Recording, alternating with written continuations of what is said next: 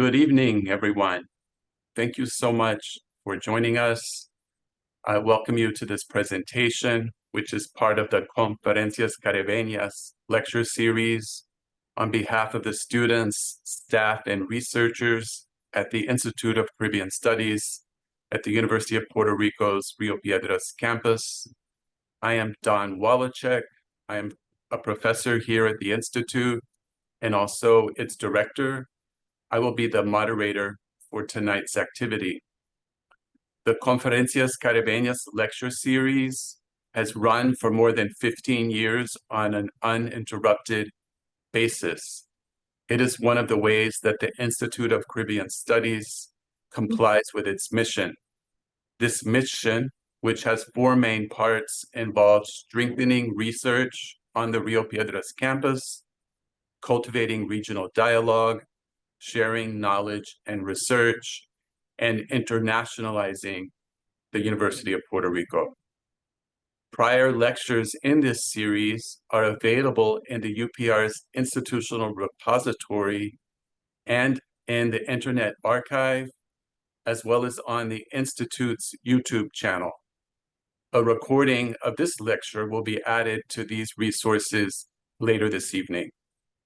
If you would like to remain abreast of our activities, public lectures, and other events, please follow us on Facebook or X. I'd like to share just a little bit more about one of the other important initiatives at the Institute, which is the publication of the peer-reviewed journal Caribbean Studies. The journal has been produced here since 1961. Caribbean Studies is thus one of the oldest ongoing publications in the field of Caribbean Studies, and according to many experts in the field, it is also one of the most respected. Its contents are available in the prestigious databases JSTOR, as well as on Project Muse. If you're interested in publishing, I encourage you to submit your work to Caribbean Studies. We have with us this evening two experts in the field of literary studies, Dr. Mary Ann Gosser Escalin of Florida Atlantic University, who is our main speaker, and Dr. Donabang Kuabang of this campus, the University of Puerto Rico at Rio Piedras, and he will be our commentator. Dr. Gosser Escalin and Dr. Kuabang, thank you for making this event possible, and thank you for joining us this evening. Before I turn it over to you, I would like to introduce both of these speakers. Dr. Mary Ann Gosser Escalin is a professor of Spanish and comparative literature at Florida Atlantic University. She completed her AB degree in French at Bryn Mawr College in Pennsylvania, and then studied comparative literature at the University of Provence in France, and subsequently earned her doctorate in comparative literature at Yale University. Her areas of academic interest include the literatures of the French and Spanish-speaking Caribbean. She has taught at Rutgers University and at University of Paris 7, as well as at the University of the West Indies Mona campus in Jamaica as a visiting Fulbright scholar. She serves on the board of the Caribbean Studies journal Sargasso. Her record is also distinguished by several teaching awards at Florida Atlantic University, including the Alumni Association Faculty Talon Award, the Award for Excellence in Undergraduate Teaching, the Award for Excellence in Innovation in Undergraduate Advising, and the FAU Division of Student Affairs Vice President's Diamond Award for faculty's outstanding contribution to student affairs. She's published numerous chapters and articles. Many of these focus on the work of writers that may be familiar to you. Writers that include Julia de Burgos, Mayra Montero, Mayra Santos Febres, Rosario Ferre, Ana Lidia Vega, among others. She is also the author of the book Culture, Nature, and the Other in Caribbean Literature, an Eco-Critical Approach. You can see its cover on your screen. The commentator for tonight's event is Donabang Kuabang. He is a Ghanaian Canadian academic and a poet, as well as a professor of English literature on this campus. In addition to his academic research on Caribbean literature and culture, he has published several collections of poetry. These include Visions of Venom, Echoes from the Dusty Rivers, Caribbean Blues and Love's Genealogy, and Voices from Kibuli Country, among others. He is the author of numerous articles and chapters, and his academic interests include subjects such as post-colonial theory and literary studies, Caribbean culture and literature, Caribbean women's literature, literature in the environment, trauma theory, and diasporic theory. So thank you, everyone, for joining us this evening. Dr. Gosser Escalin, I will now turn it over to you. Thank you. I too would like to add my thank yous to you, Don, for inviting me to present at the Conferencias Caribeñas del Instituto del Caribe. It's an incredible honor, and you just described why. It's such an amazing series. I would also like to thank Professor Donabang Kuabang for having accepted the invitation to be the respondent today. And I would also like to thank all the people that are working behind the scenes to make this virtual encounter possible. I know there are lots of people behind it. I don't know all of their names and I don't know who they are, but believe you me when I tell you I'm so grateful, because we just had 2 hurricanes sweeping through Florida. So this was the best option, although I would have loved to be in there in person, but this works really well. And last but not least, the audience. I know there are quite a few students there, and I see some of my former students in there too. So I'm super delighted to see them. And thank you all for joining. So let me see if I can move. Okay. So before I start any class or any conference or any paper, I'd like to tell people exactly what my Caribbean is and what the areas I'll cover, because the Caribbean is a vast area. And I do not do Dutch, so that is always excluded from my own research. And in this particular ebook, and in this particular research that I'm going to be presenting on, I will take a look at literature from Cuba, Haiti, the Dominican Republic, Puerto Rico, Guadeloupe, and Martinique. So those are, to frame it, those are the centers from which I will be looking at the literary text that are the main focus of my book. So before I start I would like to give you an outline so you get an idea of where we're going with all of this. And excuse me. So basically, I'm going to be talking about my book and the different chapters and the different texts that I have used to analyze literary text through eco-critical lens. But first, I'd like to offer you a definition or definitions of eco-criticism, and then add my own 2 cents to them. Then within the next few slides, I would like to take a look at the 5 chapters that make up my book. One is the introduction that looks at the critical ecosphere. And there I established that Christopher Columbus is the writing, his first journal and his first travel especially, are the ones that provide the heteropatriarchal script at the origin of Caribbean literature, and establishes, to paraphrase Benitez Rojo, all of those machines that will change the ecosphere, the landscape, the people, the fauna, the flora, the biota in general on the islands. He's the one that's going to be forcing labor, importing different crops and animals, and of course, implement extractivist policies that will then mark the islands forever.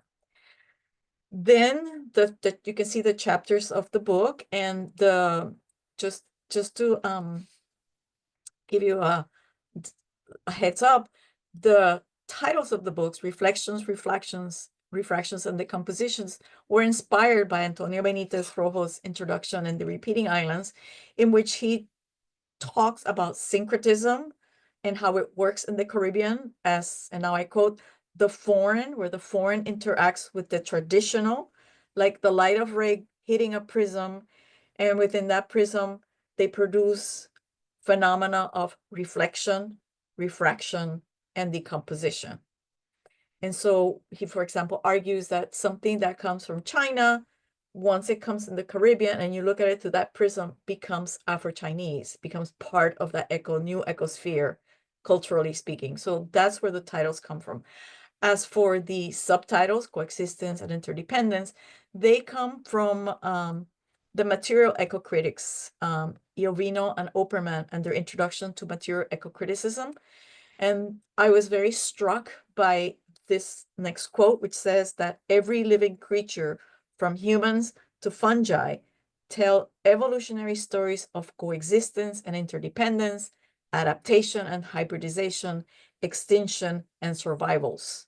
Whether perceived to be interpreted by the human mind or not, these stories shape trajectories that have been of formative and active power. And with all of that, then that explains the titles and the subtitles. Then I go into my conclusion. And then because I know there are many people interested in futures of research, I would like to share some of the ideas that I've had after finishing this book and where maybe I will go with my future research beyond the former, more literary text. So what is eco-criticism? Well, on the one side, on my left side, it's the standard definition from the Oxford English Dictionary. And the one above the palm trees comes from Sherry Gottfelty's introduction to the eco-criticism reader, Landmarks in Literary Ecology. And it, I don't know if you can see it with the images, but in my, I want like to express that what struck me about her perspective about eco-criticism is that it expands the notion of the world to include the entire ecosphere, not just the physical material things, but literature, culture, which are part of that ecosphere. And that to me gave me the insight that I wanted in order to be able to put at play what she considers an immense global system in which energy, matter, and ideas, and she's the one that stresses, interact. To all of that, I took also a look at eco-feminists and the way they have divided or the way they have looked at others, especially women and children and animals and non-human others. And to that, I add the category of non-human others, which are the enslaved populations and their heirs. And if you want to read more about it, that you can read that whole chapter and you can get more details about that.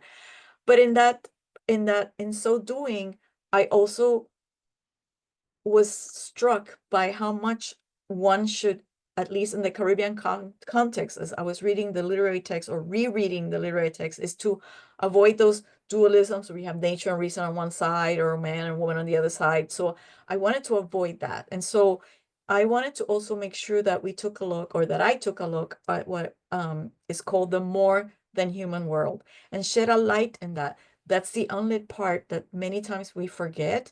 And that is part and parcel of the literary text, and includes the worldviews of the indigenous people, the enslaved people, and of course the indentured peoples that make up the Caribbean. So that's the eco-critical definitions and how I make them work. For the first chapter, I weigh heavily, or I depend heavily on critics from the Caribbean.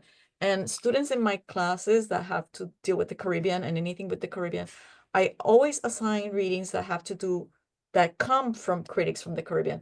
And the three that I favor, among many others, but just for this talk, are Edouard Glissant from Martinique and his rhizomatic view that there's not one central root, but more like a mangrove type of way to deal with the cultures of the Caribbean. And that, of course, leads us into his theories about the poetics of relation, in which you can see these different things coming together in order, not just from a literary text, but from many other aspects of the culture.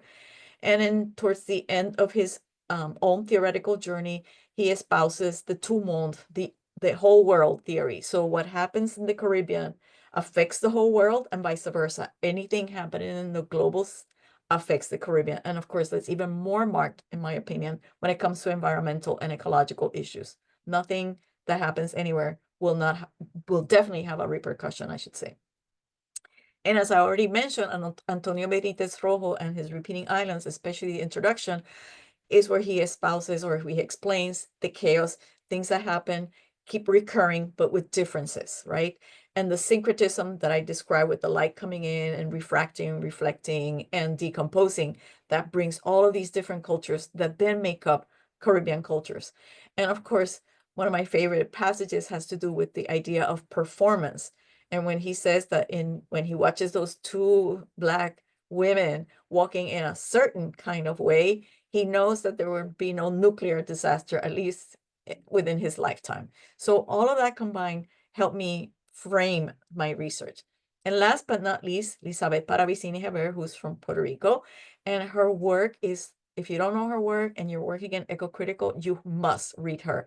She's very interdisciplinary. She's very akin or attuned to how these religiosity, part of that more than human kind of world, and post-colonial studies are intermarried in her eco-critical approaches, in which you cannot deal with one issue without taking into account the other. If you destroy the trees, if you destroy the sacred trees, what happens to the culture there that needs that tree to worship the ancestors and continue their stories and continue their oral traditions and continue passing on that kind of culture? And the other aspect that I deal with in all of this has to do with the notion of contra naturam, or the unnatural, the theological concept that anything that violates heteronormative patterns, as per, for example, religious Catholic Church, is deemed by the master or those who inherit that type of thinking as unnatural. And so with that, they try to strike all these others that are not supposed to be in charge because they're committing unnatural crimes, shall we say. So either they're engaged in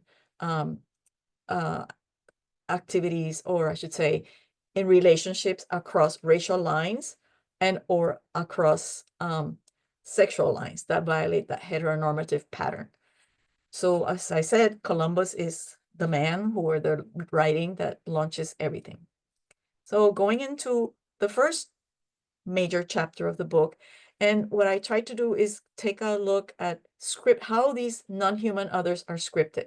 So in Gertrudis Gomez de Avellaneda, I'm sure you're familiar with her work. It's Saab, the biracial, and the story is called The Mulatto, who is falling in love with the inaccessible cousin and also a white woman, Carlota. And so this starts the central part of my research. But it all revolves around Haiti. The sugarocrats in this island are in 1841, when the novel comes out, are very preoccupied with the repercussions of the Haitian Revolution.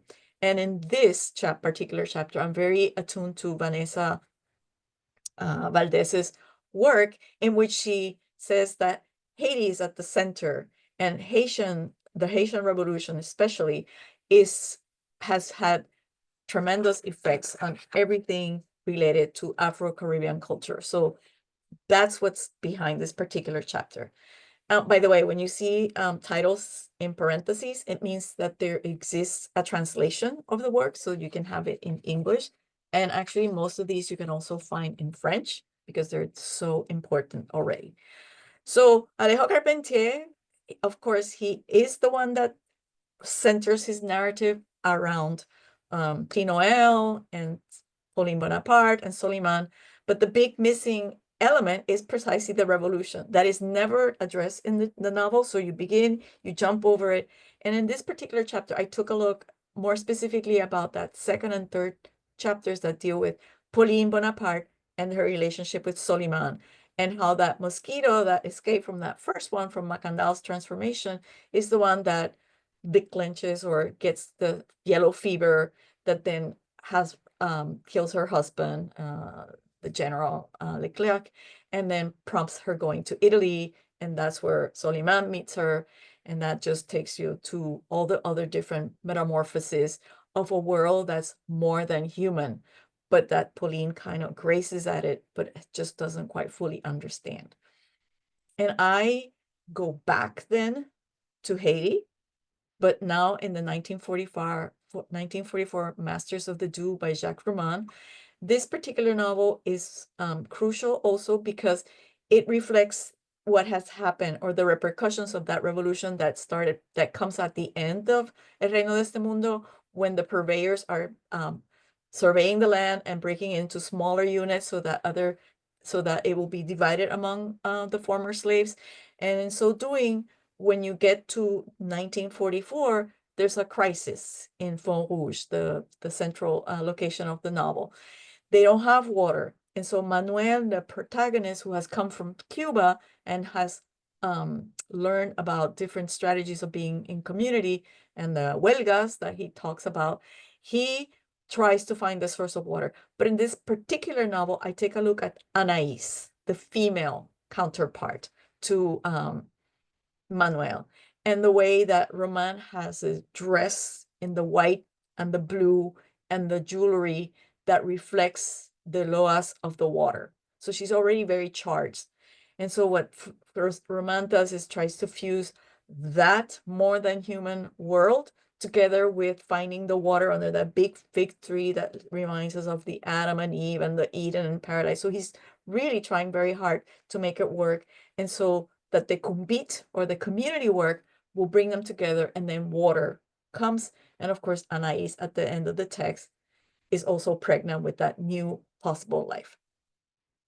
But things are not that rosy, because by 1995, Mayra Montero also sets her novel in Haiti. And she's a Cuban who lived in Puerto Rico for a long time. And this particular novel is the one that Elizabeth Paravicini-Heber has called the first real ecological novel, environmental novel of the Caribbean, because it addresses that same dryness, that same aridity, the desertification, the deforestation, and how that is affecting the loss of culture. And here I'm taking a look at the female characters and how they, who are being pushed to the side, their sexuality becomes very prominent, and they're trying to explore it, but the heteropatriarchal dicta just don't allow them to do so. And so they're trying to rebel in different kinds of ways. Meanwhile, the whole Haitian landscape is suffering, and it's the disappearance of a little frog.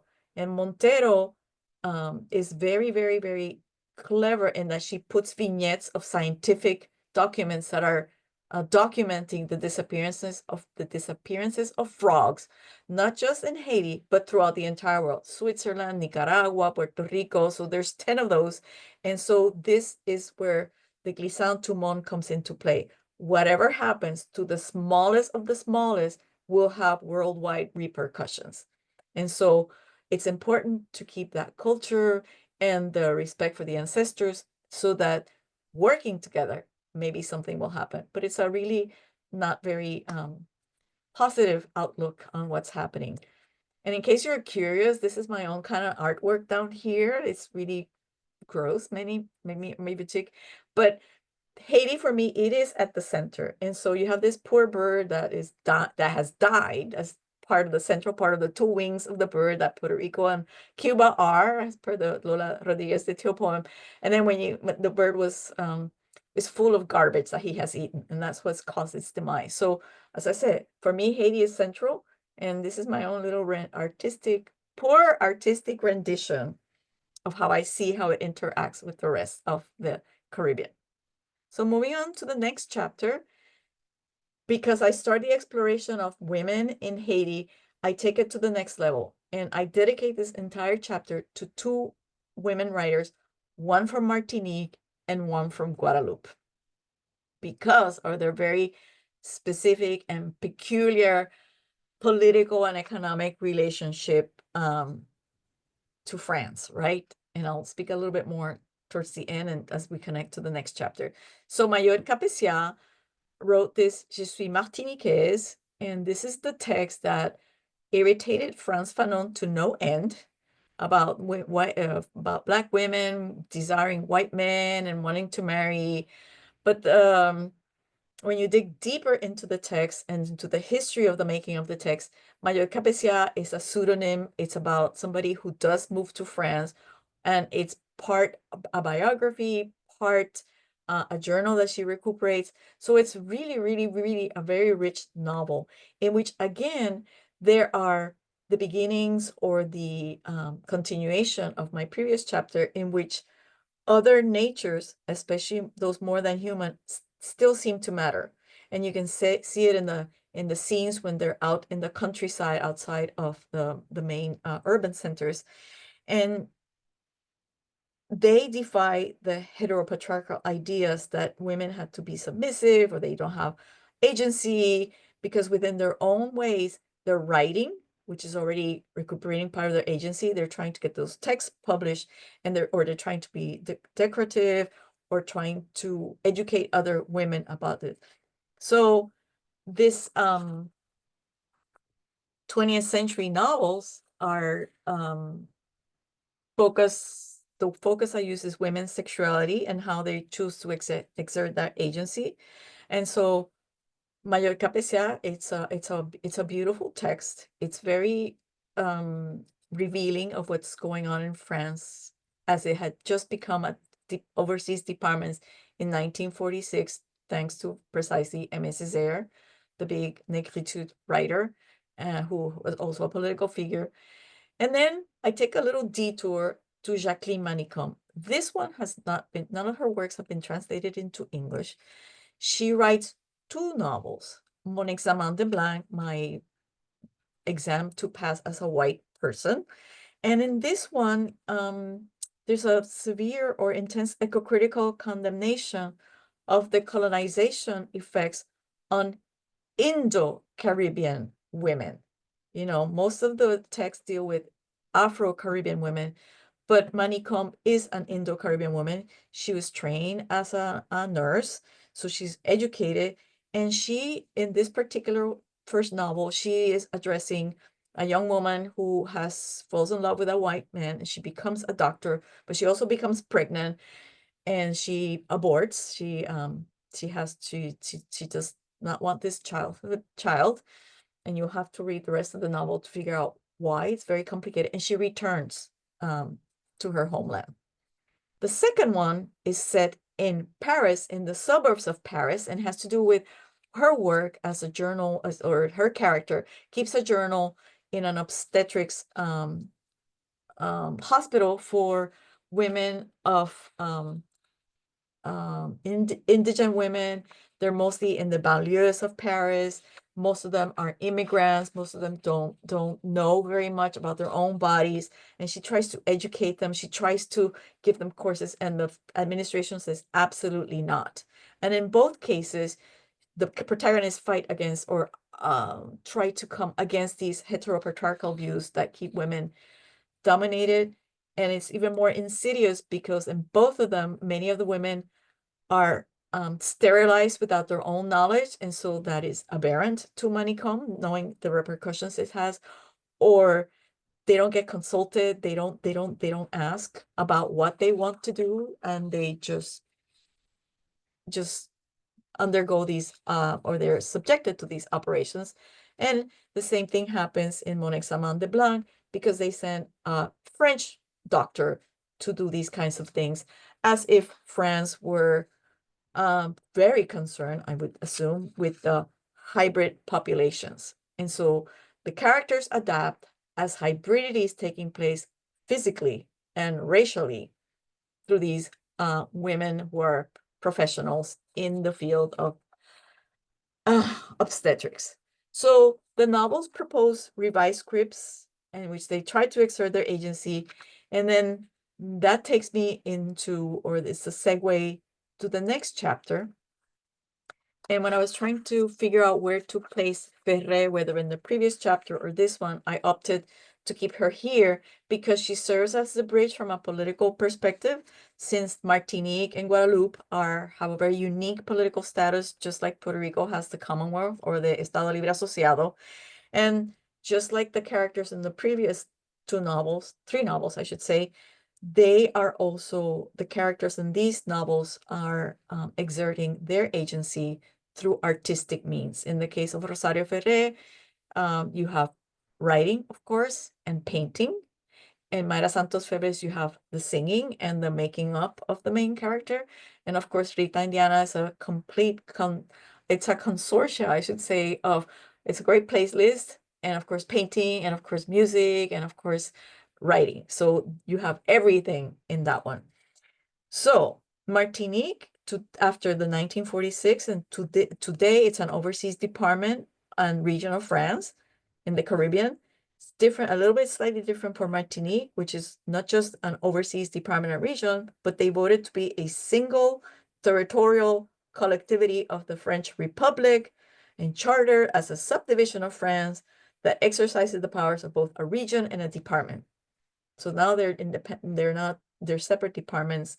And this happened in 2015, and it's prescribed by law. I don't think Guadeloupe wants to do that. And if some of the violence and strikes that are going on right now are proof, Guadeloupe is a little bit more resistant to anything coming from the metropolitan hexagonic continental France.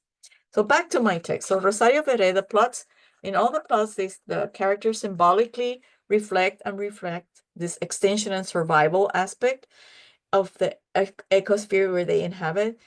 They are asking the readers to recompose them and understand how these figurative extinctions of different characters or of different parts of the characters affect the physical as well as the emotional well-being of those who have been traditionally othered.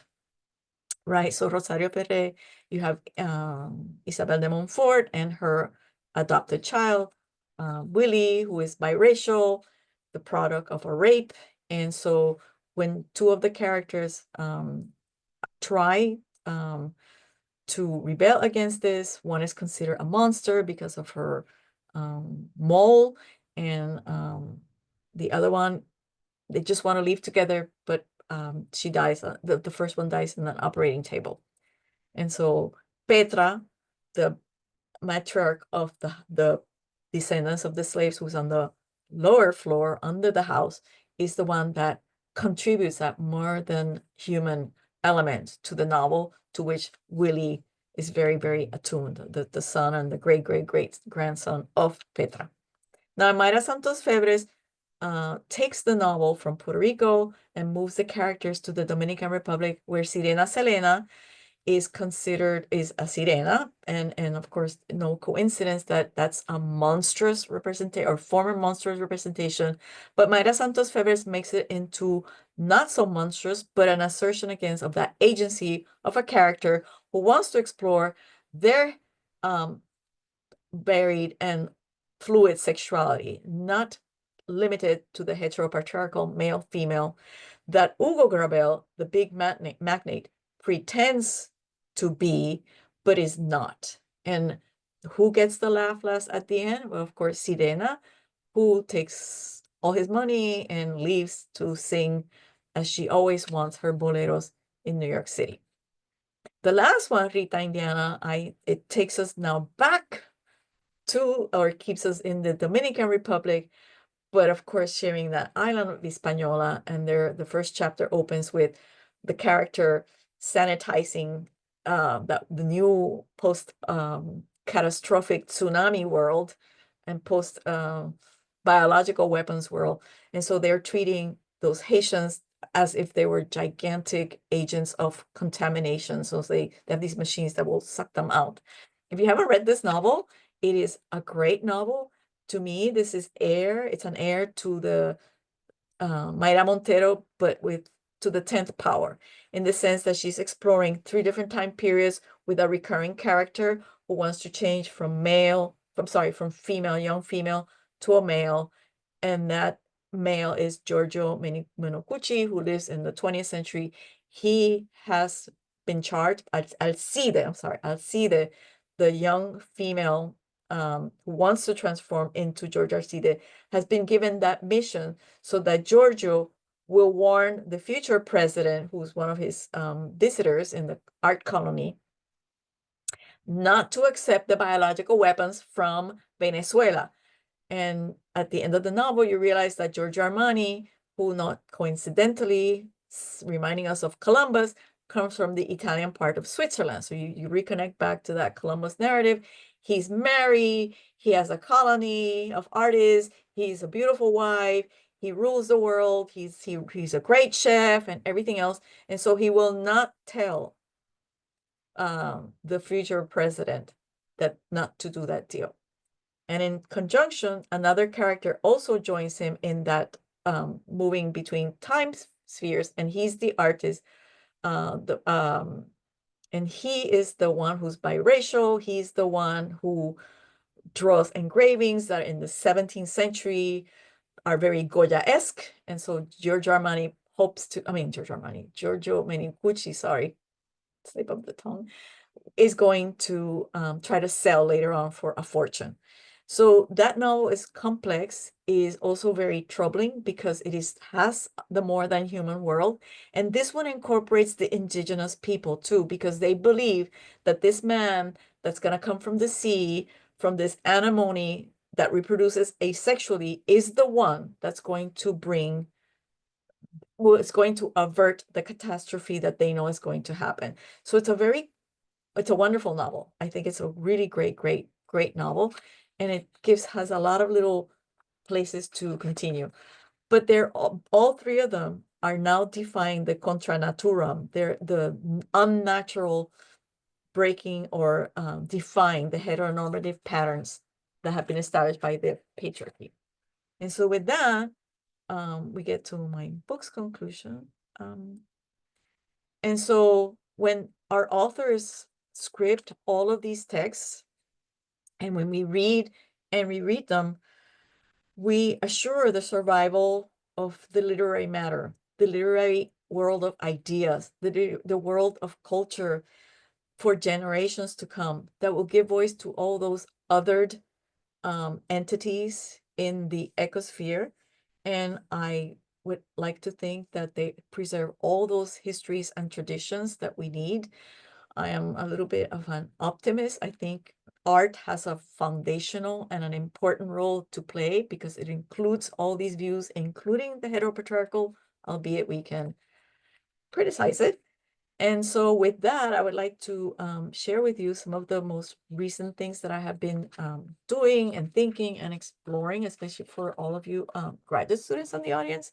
So yes, during our last hurricane here, Milton, I picked up Tossed to the Wind, which maybe some of you are familiar with it. It is following the lives of Puerto Ricans who left Puerto Rico after Maria. And so the book does it's from a sociological perspective. So it does a really wonderful framing it historically and sociologically and with all the documentation and the data. But the core of the book are the stories these people tell and how they feel about the hurricane and about Puerto Rico and about these changes that are occurring to the environment and how they are being literally tossed to the wind into the I-4 corridor around the Orlando-Kissimmee area. And as I said, being the perennial optimist, I think books for young adults, as in La Bahía de Jobos by Ana Lidia Vega, does a wonderful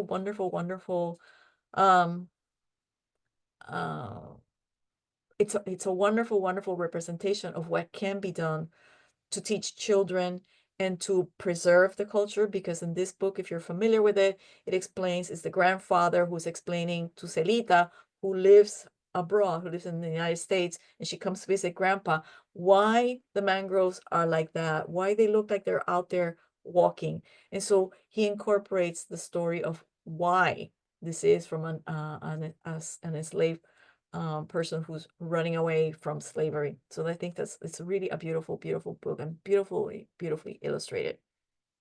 And 2 years ago, I was very fortunate also to be able to go to New York to look at the exhibit No Existe un Mundo Post Huracán, Puerto Rican Art in the Wake of Hurricane Maria at the Whitney Museum.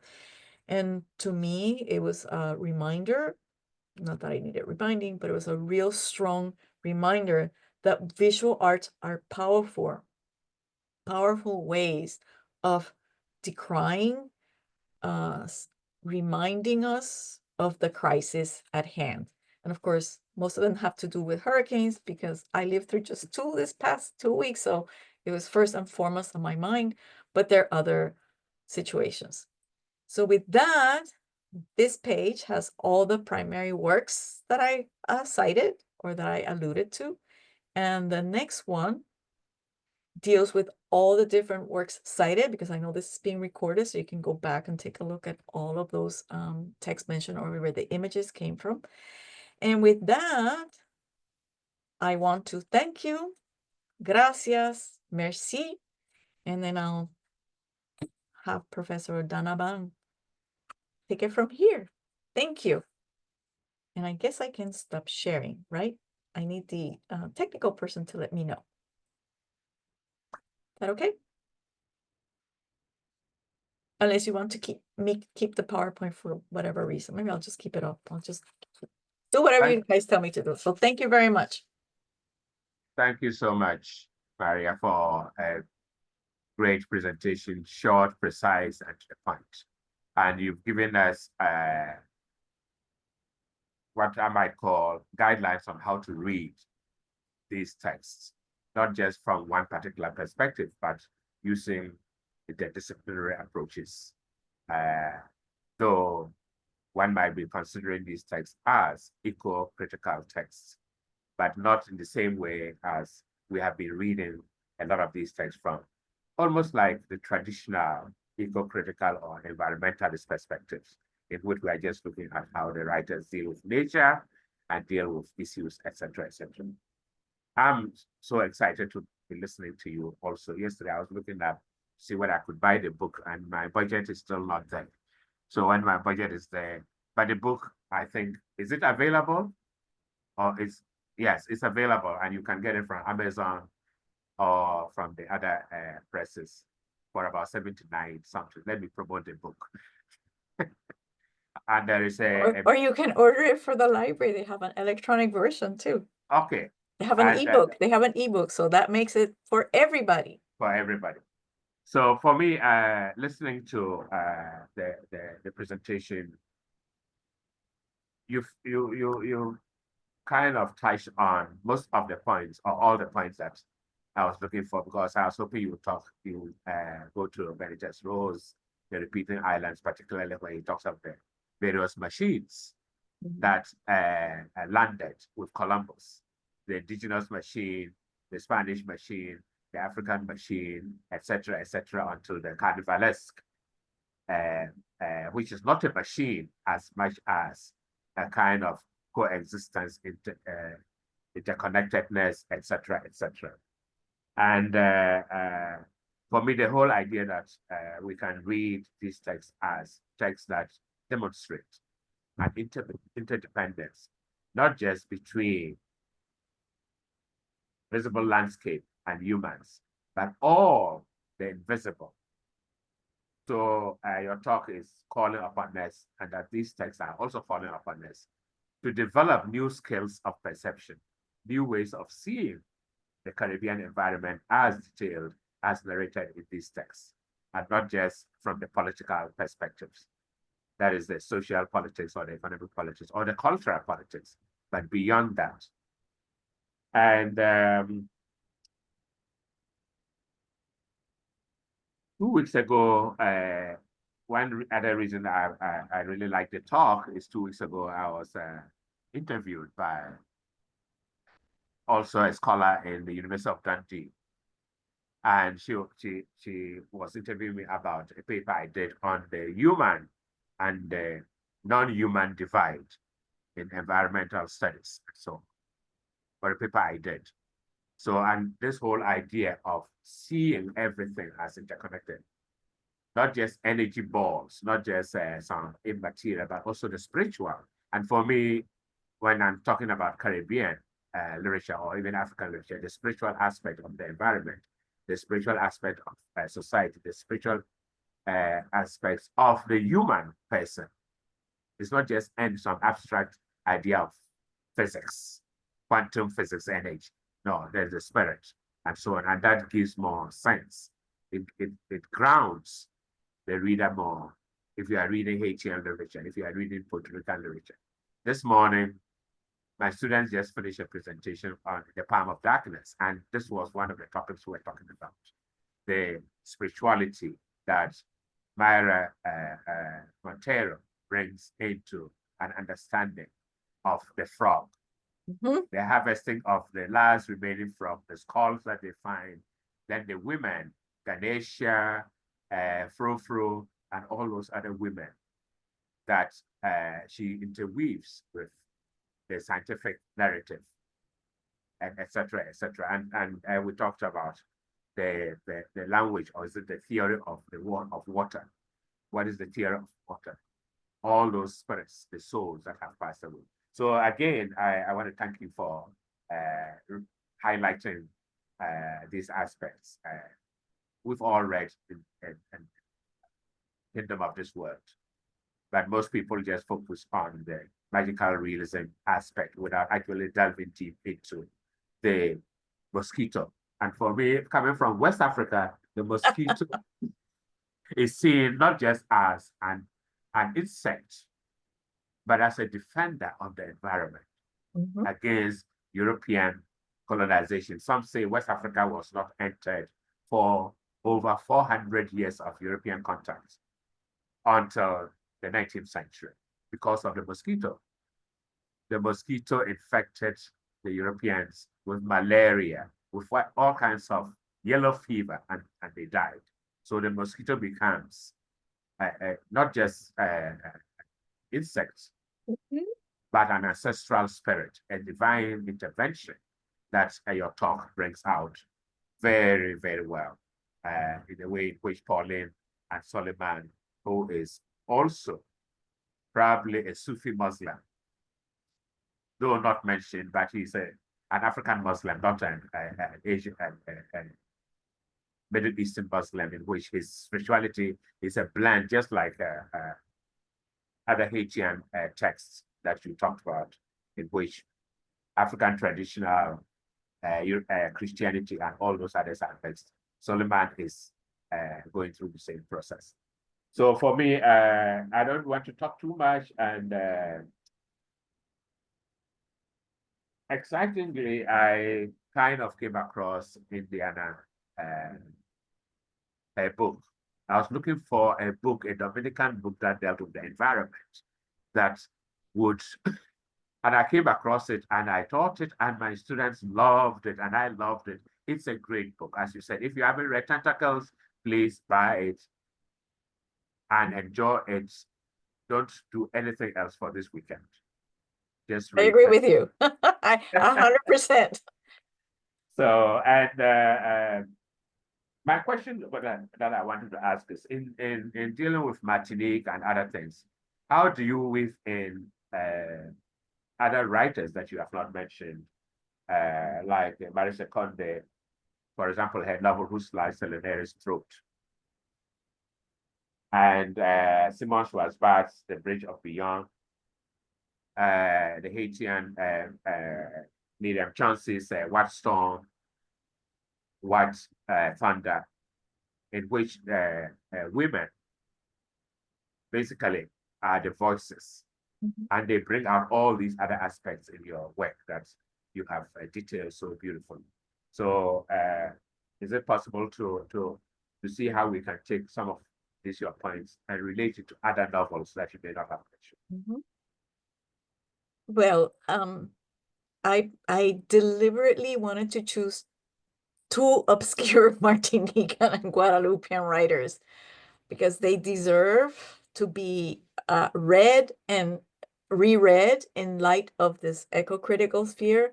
And Maryse Condé is one of my favorites to get, and Simone Schwarzbach, I just love her. But I'm thinking, let me just focus on the ones that are not as popular, not as famous, and that maybe I will be an agent, hopefully, to bring them to people's attentions, and maybe somebody will translate them too. I mean, I'm dying to have a translation of these so I can teach them in my classes in an English translation or Spanish translation. And so I made that deliberate decision. And because I also wanted to give voice to an Indo-Caribbean person, which is not the thing that jumps out of your mind. They're very few and far in between, and ones that have to do with women's right and women's sexuality and their own bodies as part of this, meaning, they're part of the ecosphere, but if they can't control that, if other forces are controlling it, and so these texts were specifically very much attuned to that, and that's what I was going for. But no reflection, no negative reflection on Maryse Condé or Simone Schwarzbart. And Miriam Chancy is from Haiti. She's a Haitian Canadian writer, and I love her works too. But like I said, I wanted to give center stage to people who at least in the middle of my book did not get as much mileage, critical mileage, shall we say. And I think Mallorca Pecia deserves to be vindicated after Frantz Fanon dragged her through all that horrible mud, and people thought she's the worst of the worst. I'm like, people, read her carefully, and then make up your mind.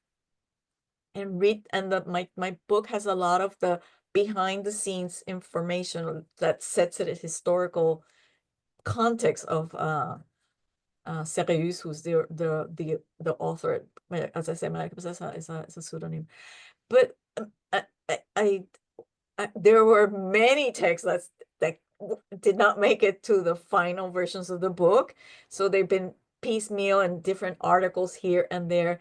And so the intent for my book, being the pedagogue that I am, I wanted to give people like a lot of, or some help, like keys in which how they can unravel texts in different ways from an eco-critical perspective. Because many people think, what does SAB have to do with the environment per se, or environmental studies and whatnot? But when you start looking at it, and you start looking at certain things that bring all that to the attention, and those close readings, I think hopefully will help future people to understand that they can do the same thing and push this further, these analysis further.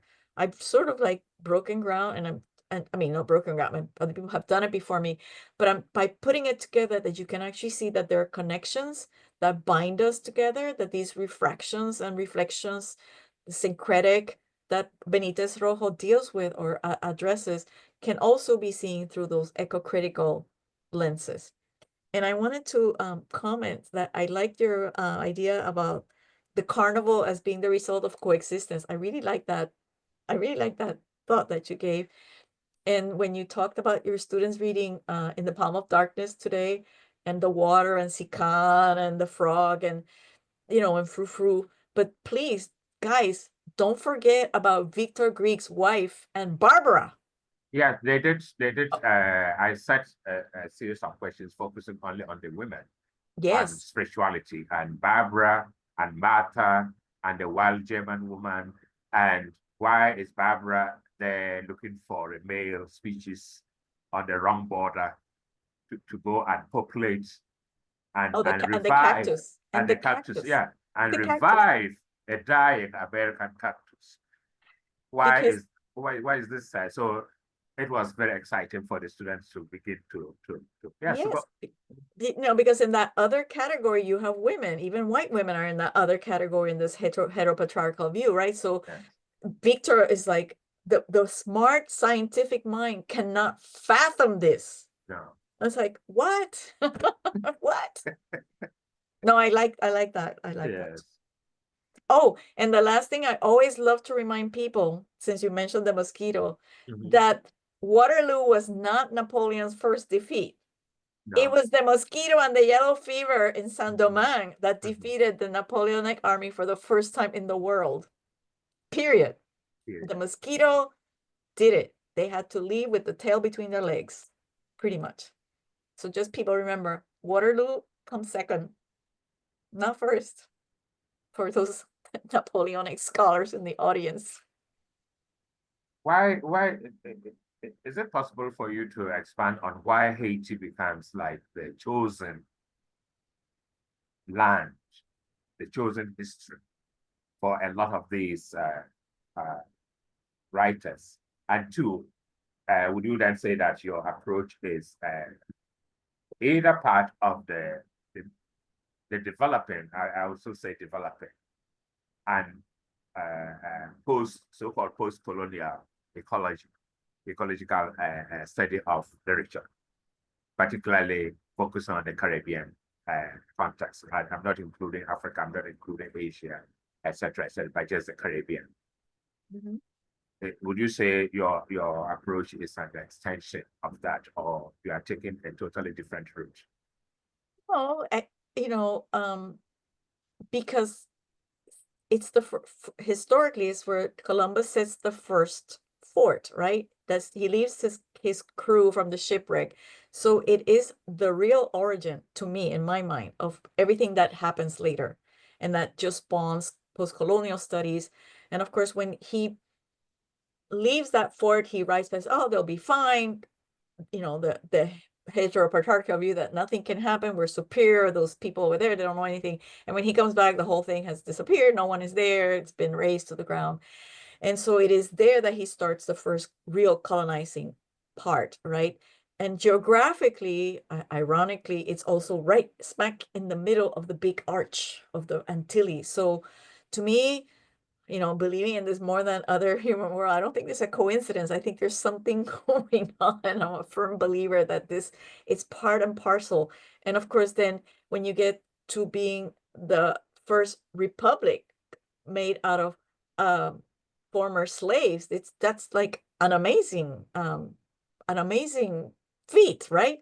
And so everybody else is watching, either those who are scared of it or those who are inspired by it. And so that's why, for me, it's crucial. And it is part and parcel of anything that has to do with post-colonial studies. And of course, to me, in the Caribbean, the eco-critical spot, you can't, it's not a conversation you can have without looking at Haiti. Because it was rich, it was the richest colony under France, of course, with all that control nature and the plantation and the forced labor. But at the same time, then it's also today the poorest nation in the hemisphere. The desertification is atrocious, the cutting of the trees. And so, but it's a resilient people. I mean, it's like they're just inspiring in many aspects. And so, yes, of course, it has all these repercussions. And this is where post-colonial studies, I think, it's the greatest, of course. We're Caribbean, so of course I think that, right? They're at the center of the universe here. One last comment before I shut up and allow others to talk. Sure. I'm coming home to Puerto Rico. There is this new writer who is, I'll call her a new slave. She's creating new slave narratives. Daughters of the Stone. You haven't heard of. I think it will be for your next class, maybe if you can add her from this perspective, that the whole novel is about is dealing with the woman arriving with a stone from Yoruba land, enslaved, her tongue is cut out, but she has some kind of connection with the environment. Immediately, her daughter becomes a healer because she knows the language of trees. She knows the language of plants. She knows the spiritual context of the landscape because her mother brings a stone and when she gives birth, by design to the slave master, she gives the stone, she puts the stone in the hand of the child, the girl child born, but dies by the riverside so that she could go back to Africa. And so on. And the girl grows up with these powers in which she can heal any sickness. She can bring punishment on the white men and women who steal her land when the white father dies and gives the land to her. And they steal it, but she uses her spiritual powers to make them sick. They have to sign away the papers, and then she distributes the land back to the enslaved. She sets them free. So this for me, this novel and the sequel to it is A Woman of Endurance, which deals with the same thing. She's a Puerto Rican writer. She grew up in Brooklyn and so on. But she has been here for a few times to launch the book, to read from the book, and you will find it very exciting to add to your. She's not well known. Mm. That's why, since you are interested in bringing in the new, so that the way, the new ideas that you are trying to bring out for us to be able to read Caribbean fiction. Sounds great. It Thank will you be good for thank you for yes. the tips. I Yes. appreciate them. So I I'll took notes. I took notes. yes, I know. I'll let other people talk. I'm sure people are dying to jump in. So Dawn, you can continue monitoring the conversation. Okay, you. thank you both. Tanabang. Yeah, thank you. Thank you both for this rich exchange. It's a pleasure to hear the dialogue unfold. And now we have some time for questions from people in the audience. If anyone has a question or comment, please I see a hand up. yeah, please put a hand up. Let's see, I think we have Ashramani. Ashramani, yes. And if while you're getting the sound and everything, feel free to share my email with this group, and then if anybody is a little shy or we run out of time and they have questions, I'd be very happy to reply. Okay, because I know some of us are shy and it's the end of a long day for many of you. Yes, wonderful. Thank you. So Ash Ramani, how are you? Hi, I'm good, thanks. How are you? I really enjoyed the presentation. I really learned a lot, and it was a really fascinating conversation and presentation. Thank you so much. And I guess this is in the context of the idea of post-colonialism or decolonization, decolonialism. But it's very I did my doctoral studies at the University of Hawaii. I did my research in Fiji. And so it is very interesting to me that the points raised in the Caribbean context, like the ancestral kind of indigenous ancestral kind of relationship and worship of, not worship, but ideas about ancestors, the obviously the decolonization processes, the tradition of literature, in very similar to the literary tradition in the Pacific, the desalinization and obviously the falling shorelines and water levels and the trees, as you described, the book that describes the trees and the roots out of the trees, some of the gender dimensions. This, if you had said for many of the ideas that this was about like Fiji and Samoa, and some of the ideas were about Fiji and Samoa, I don't think anybody would have questioned that was what you were talking about in some of the ideas that you mentioned.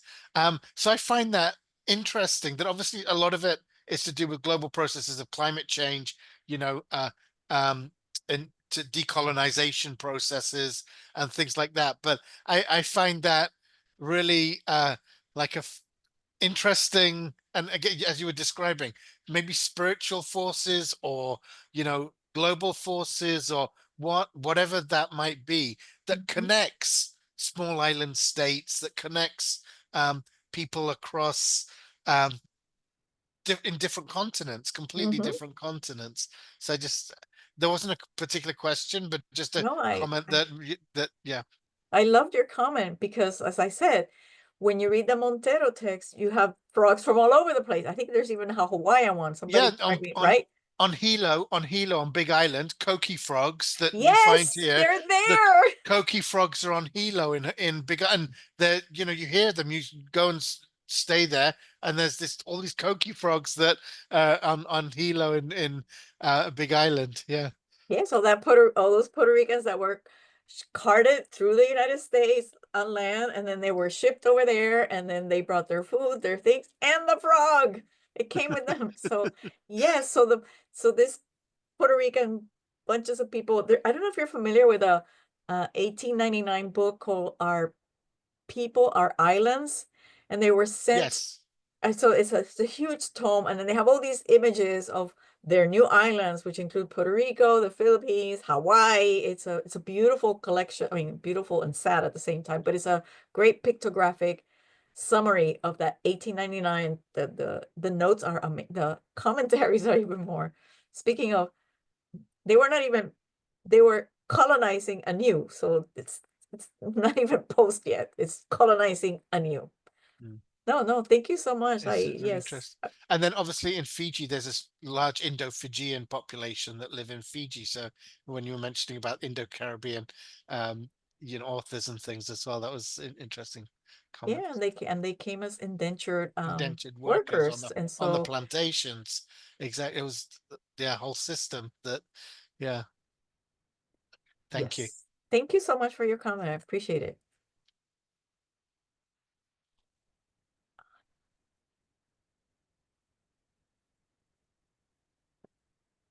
We still have a few minutes for questions or comments. Does anyone else have a comment they'd like to share?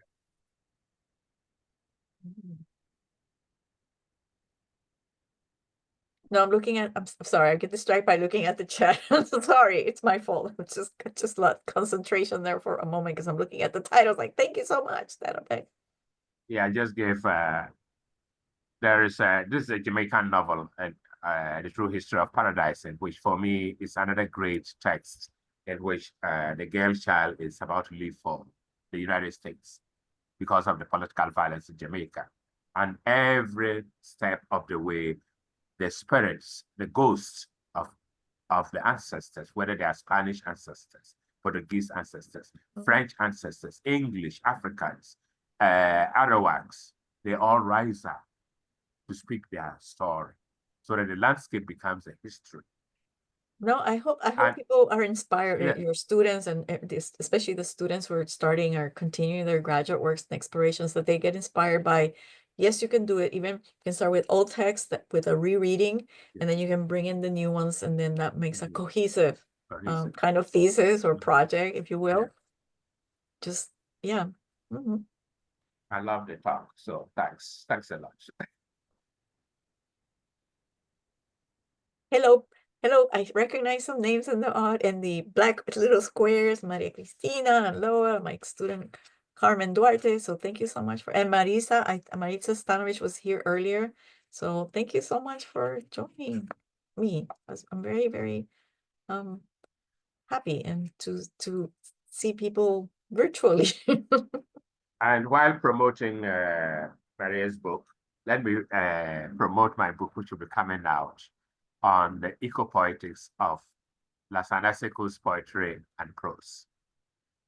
Okay. When is it coming out? It's supposed to come out this year. It's now at the printing stage, so any moment. Congratulations. Thank you. We'll be looking for that one. Yeah, so I'm taking that ecological perspective, reading his work, his poetry, his fiction, etc., etc. Thank you.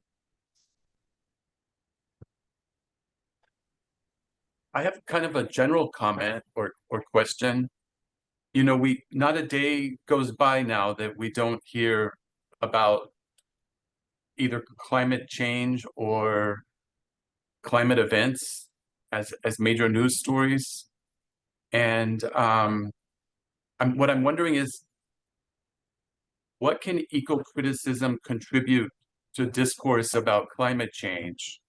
And do you see what's happening related to climate as leading to more interest in eco-criticism? For the last question, absolutely yes. Because Yes. many of these older texts have been telling us about this. We just have not been paying attention. And as I also mentioned, I don't have the crystal ball that will tell us what's going to happen. Hopefully not. And obviously we're not on a great path for anything. But being the eternal optimist, there's something to be said for artists and literature people and people who study and train the next generations to make them aware of this. When artists capture it, they're preserving it in many different ways too.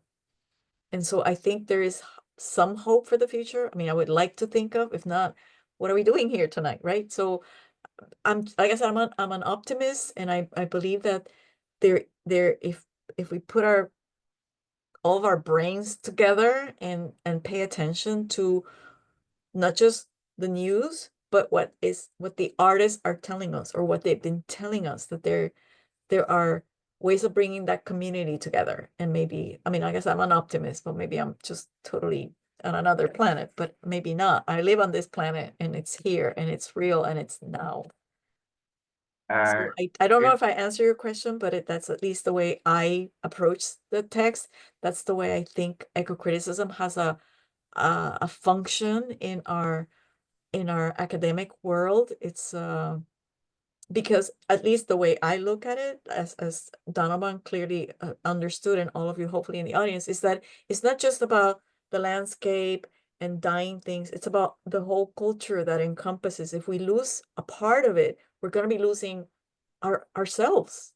I mean, who we are, people, humanity, with all of its richness and all of its cultures and all of its varieties. And nature has shown us that there are asexual things, and there are asexual entities, and bisexual. I mean, you would go into the world of the fauna on the floor. So why are we so taken aback? It's all here. You just have to, and it's the artists that sometimes make all that science relatable and palatable to us, at least people like myself. I mean, if I read an article on the X percentage of this, and blah, it's not gonna hit me. But I think arts, music, literature do speak to us, or to more people. And maybe then we'll say, wow, we need to get our acts together here. So yes, there is a place.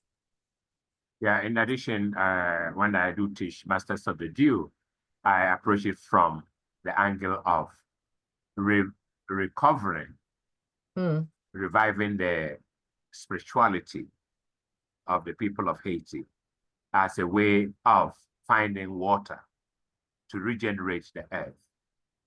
If it's not just about Marxist organization of labor, etc., as most critics, but what